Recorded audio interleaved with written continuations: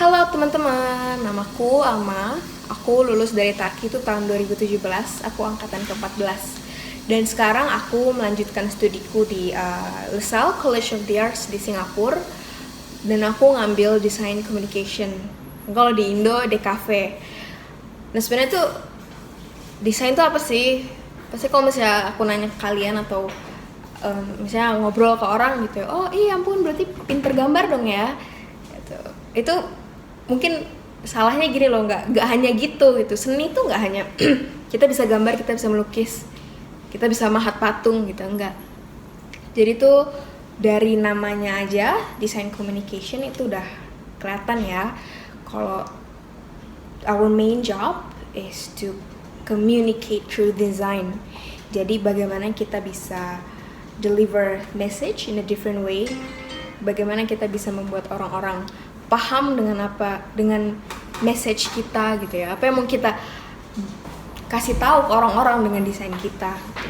Nah, jadi lingkup kerja dari desain atau mungkin bidang-bidang cabang-cabang dari desain itu sangat luas, benar-benar luas banget ya. Misalnya, kamu mau menekuni di bidang branding. Nah, apa aja sih tugas kita tuh apa aja? Kita tuh menyiapkan mulai dari konsep, ide, lalu mungkin kita melakukan research tertentu supaya kita bisa melihat dan membentuk brand identity-nya, bagaimana brand itu bisa berkembang pada 1-10 tahun ke depan, bagaimana brand itu bisa menarik perhatian orang-orang, lalu mungkin mulai dari logonya, desain-desain elements lain, misalnya website atau apapun itu. Habis itu sampai ke eksekusi brandnya itu sendiri gitu. Jadi luas ya, banyak banget, itu bisa macem-macem gitu loh. Terus misalnya kalian mau packaging gitu ya, kalian lihatlah satu produk, misalnya kalian ke supermarket, kalian jalan-jalan, ada yang lucu gitu ya, padahal kalian nggak tahu itu brand apa, tapi itu lucu gitu loh, packagingnya lucu, mungkin entah dari warnanya, dari bentuknya, atau dari ilustrasinya. Nah itu tuh pasti mereka produk-produk itu melewati proses yang cukup panjang, proses desain yang cukup panjang gitu ya, mulai dari riset. Misalnya produk A itu tuh misalnya produk susu gitu ya, apa aja sih yang udah ada produk susu, packaging itu bagaimana gitu. Habis itu kita riset lagi bagaimana kita bisa memperbaiki, membuat desain-desainnya tuh lebih efektif, lebih inovatif. Mungkin dari materinya, materi packagingnya, dari kertas tuh gini, atau dari plastik kita bisa ganti ke apa segala macam gitu.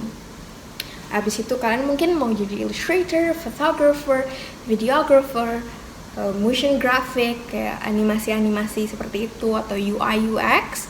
UI itu user interface design, and UX itu user experience design gitu. Bagaimana kita bisa membuat misalnya misalnya aplikasi gitu ya, bagaimana kita membuat itu aplikasi mudah dimengerti, mungkin desainnya menarik dan efektif segala macam ya. Nah intinya tuh lingkup dari desain tuh sangat luas seperti yang aku jelasin ya. Itu tuh masih banyak lagi lah yang belum aku sebut, tuh nggak bisa disebut kali ya sekarang.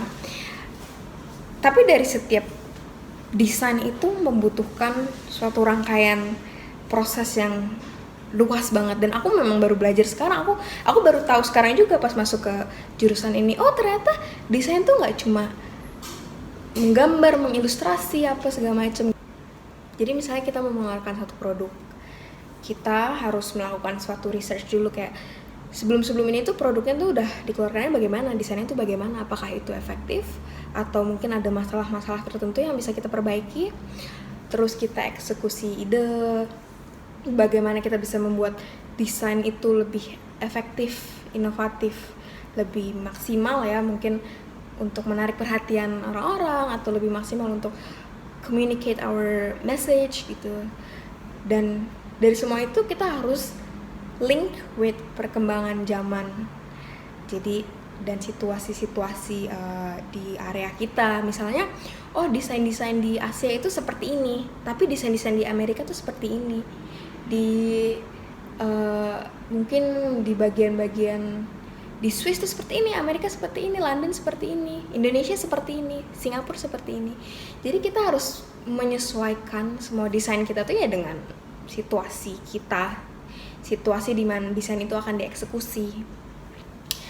Dan dari situ sebelum itu kita harus mengerti juga bagaimana sejarah perkembangan seni.